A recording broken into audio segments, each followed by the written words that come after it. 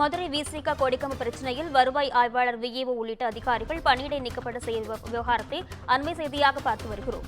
இதுகுறித்த கூடுதல் விவரங்களை பதிவு செய்வதற்காக எமது செய்தியாளர் இணைப்பில் இருக்கிறார். வணக்கம் அருண், இதுகுறித்த முழுமையான விவரங்களை பதிவு செய்யுங்க. நிஷா, தற்போது மதுரை மாவட்டம் முழுவதும் வருவாய்த்துறையினரின் பணி நீக்க உத்தரவு ரத்து செய்யப்பட்டதால் 2 நாட்களாக நடைபெற்று வந்த காத்திருப்பு போராட்டம் தற்போது வாபஸ் பெறப்பட்டதாக தெரிவிக்கப்பட்டிருக்கிறது.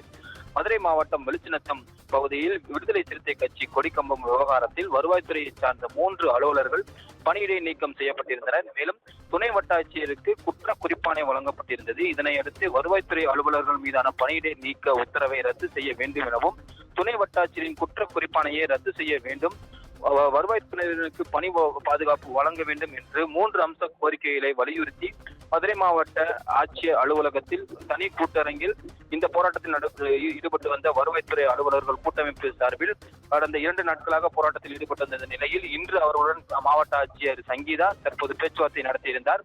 கிட்டத்தட்ட 1.5 மணி நேரமாக நடைபெற்ற இந்த பேச்சுவார்த்தையில் தற்போது 3 அம்ச கோரிக்கைகளை வலியுறுத்தி முன்னிறுத்தி அவர்கள் அந்த மாவட்ட ஆட்சியரிடம் தெரிவித்த நிலையில் தற்போது இந்த போராட்டத்தில் அவர்கள் குறிப்பிட்ட அந்த கோரிக்கையை ஏற்றுக்கொள்வதாக மாவட்ட ஆட்சியர் உத்தரவிட்ட நிலையில் தற்போது அவர்களுக்கு அந்த போராட்டத்தை வாபஸ் பெறுவதாகவும் தெரிவித்திருந்தார்.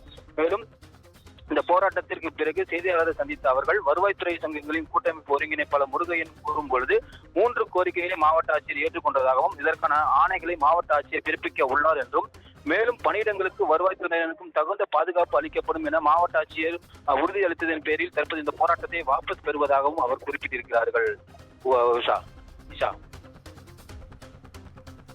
விவரங்களுக்கு நன்றி அருண்.